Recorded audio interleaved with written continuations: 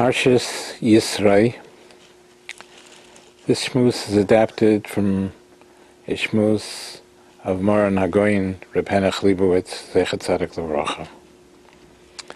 It says in the Aseres HaDibros, in the Ten Commandments, Lo yisach moed beis reyecha. Do not covet thy neighbor's house. Don't desire. Your neighbor has a beautiful home, and you might want to desire to have that home. You're not allowed to do that. Lo yisach moed. Lo yisach moed eishes reyecha. Don't covet the wife of your neighbor. Your neighbor has a very beautiful wife, and you would like her. That's the Yisro of the Yisro D'Oraisa.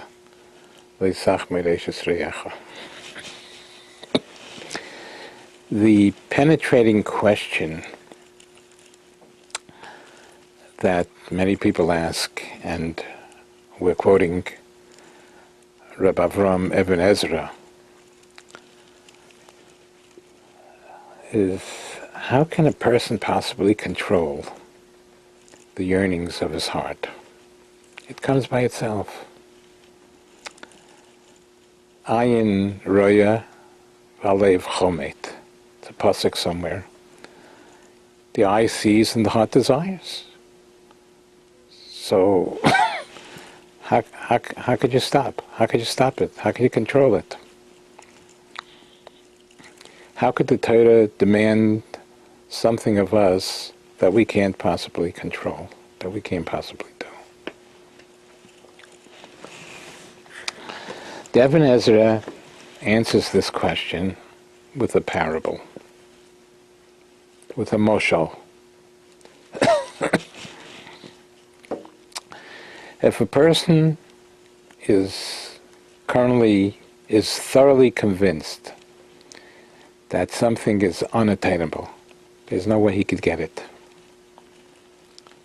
no feelings of desire will be aroused within him. To give an analogy,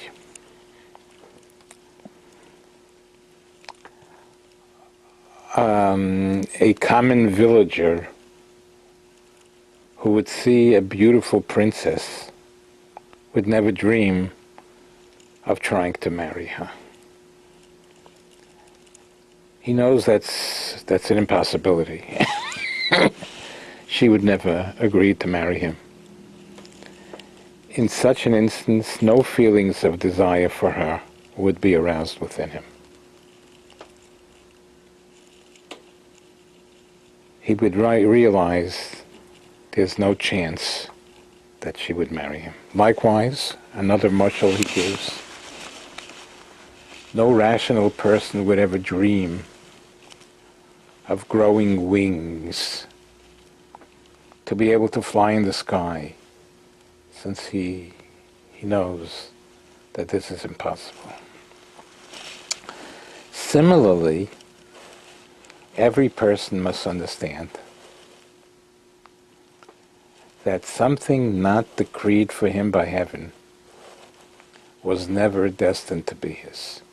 His neighbor's wife, whom the Torah forbade to him, is more unattainable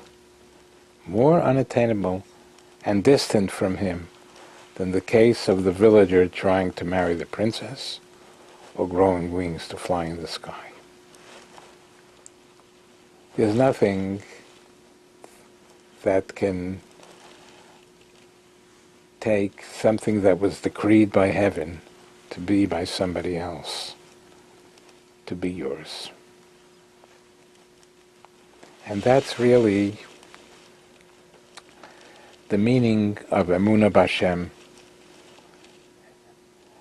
Emunah B'Hashem, we believe that Hashem created everything, and Hashgocha Protis, there's divine providence the Rebbeinu Shalom allots to whomever he wants, whatever he wants. That's all Emunah b'Hashem. Hashem created everything, and he allots it to whomever he wants. If my friend has something, there's nothing I can do to get it. It was decreed by heaven to be the other person's.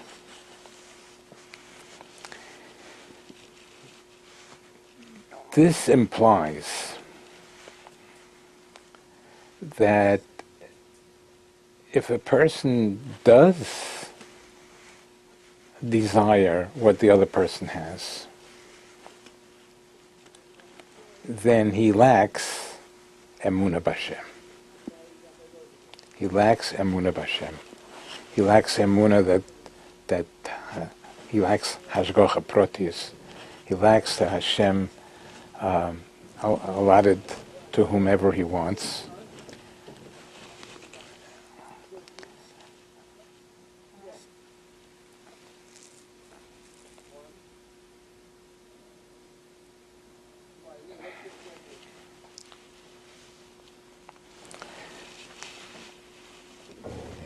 He lacks Emunah b'Hashem.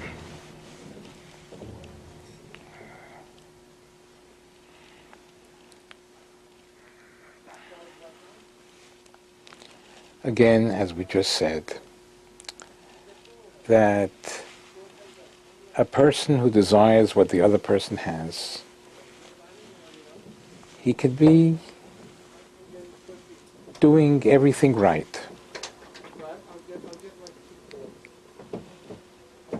He could be learning Torah. He could be learning Torah, and he could do chesed, and he seems to be a fine yid. There's only one thing. He's desirous of his neighbor.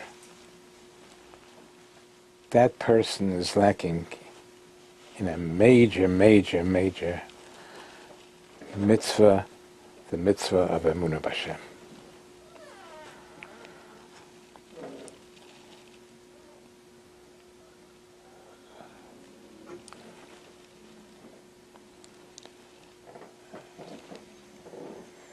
Also,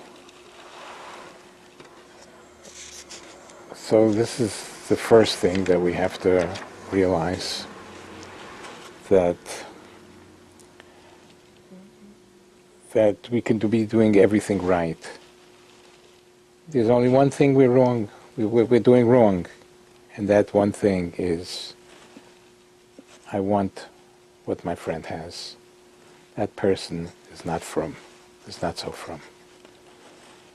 He could be learning Torah, he could be doing chesed, but he lacks basic Emunah b'Hashem. The second thing we learn,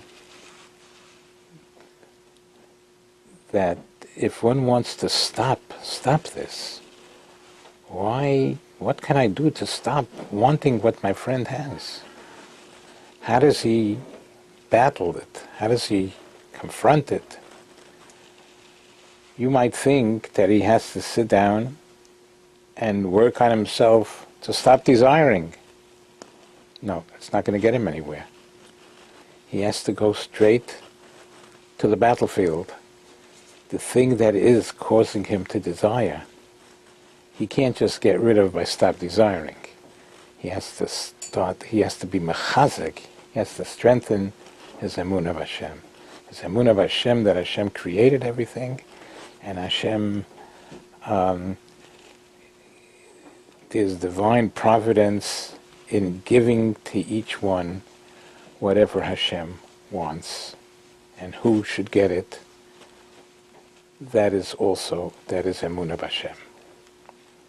So the battlefield to get rid of desiring what the other person has is to strengthen his Emunah b'Hashem. thirdly,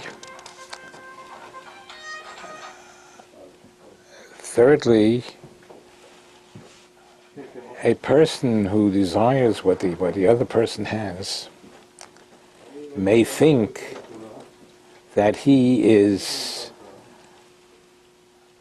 nichshal, that he is stumbling, that the thing that he's doing wrong is bein adam lachaverei. What do I do? Bein adam lachaverei, between man and man. I want what the other person has. But in reality, it may be not only bein adam lachaverei, but it may be bein adam lamokim also. It might be that he is over, and it is. Not only it might be, it definitely is a blemish in bein adam lamokim also. So that's this, to sum it all up. A person must be mechasek his emunah b'Hashem and know that what Hashem gave me, it's because Hashem wants me to have it. What Hashem gave my friend, it's because Hashem decreed so. Min hashamayim, there's nothing in the world that could change it. Nothing. The Eibishter should help us. We should be mechasek ourselves in emunah and be able to trace what is causing us to see what the other person has. And the way to trace it is to fight against it in the main battlefield, which is emunah. It's not just stop desiring.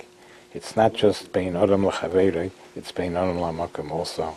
The Eibishter should help us that we should be able to strengthen our emunah b'Hashem, that Hashem created everything, and Hashem allots it, allots whatever He wants to whomever He wants. If it all comes from Hashem, that's what Hashem wants. The Eibishter should help us. We should be zercha to strengthen our emunah b'Hashem and our emunah in Hashgacha Pratis. Amen v'amen.